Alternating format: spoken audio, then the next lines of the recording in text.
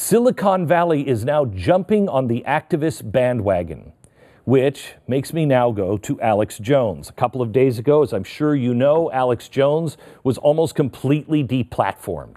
Spotify, Stitcher, Apple, Facebook, YouTube, Pinterest, all pulled Alex Jones content from their platforms. Within a span of 12 hours, they nearly completely dismantled his ability to be heard or make money. Now, my track record for despising Alex Jones is really, really clear.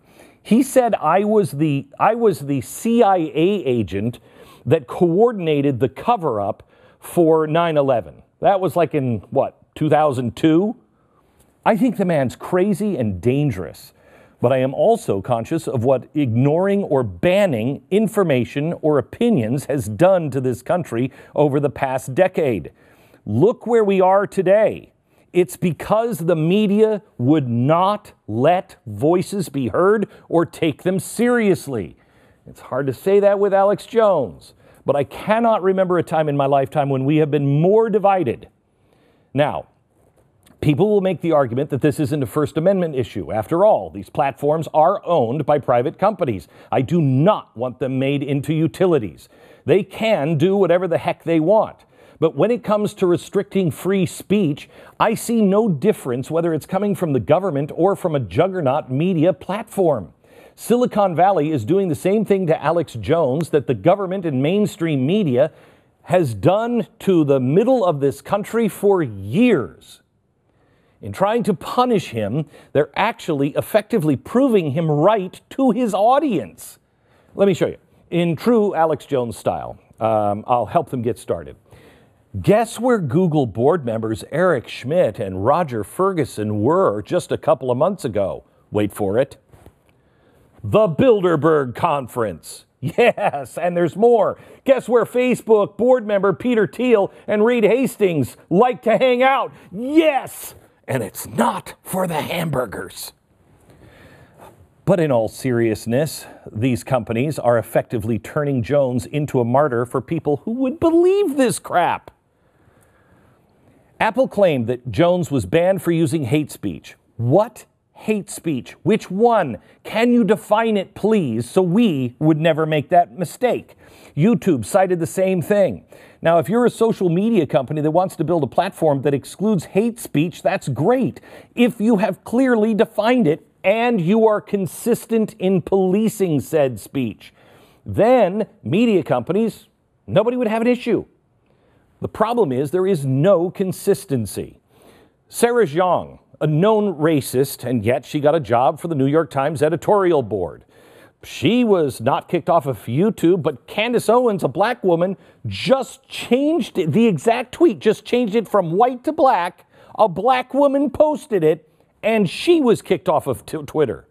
YouTube also kicked off Alex Jones. But here's my problem. They also maintain a Nation of Islam page. Stitcher booted Jones' podcast, but Nation of Islam members remain free to air podcasts with Louis Farrakhan. The same group also has a page on Facebook. Louis Farrakhan has his own Facebook page with over 1 million followers. Now, if Louis Farrakhan doesn't constitute hate speech nowadays, what does? Maybe this? The satanic Jews that control everything and mostly everybody. You are not the chosen of God. You are the chosen of Satan. I'm talking about the wicked ones in the Jewish community that run America, run the government, run the world, own the banks, own the means of communication. They are my enemies. I mean, how's that not hate speech? And I don't want him taken down. I remember when I first, back in the 80s, I'm thinking to myself, why isn't this guy banned? Very, very smart newsman said, because, Glenn, you'll make him into a martyr. Let him talk. Let him talk. This kind of content is on every platform, and the same platforms that banned Alex Jones. Can you trust the technocrats in Silicon Valley to determine what is hate speech and what isn't with this track record of inconsistency?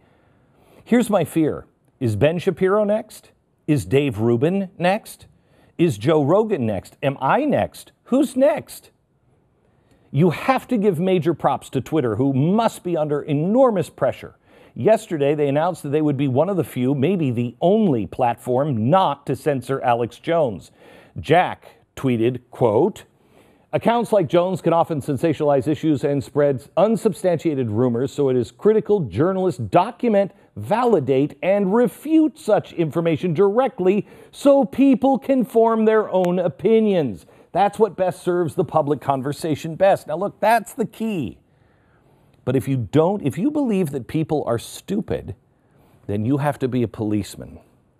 If you believe in the American experiment and everybody's responsible to figure it out on their own, you can let them read anything. It's a radical thought. Letting the battle of dangerous ideas and speech be fought in a more fact-based and be fought by more powerful ideas and more speech. Implement that, and maybe, just maybe, we can claim to live in a country of free speech.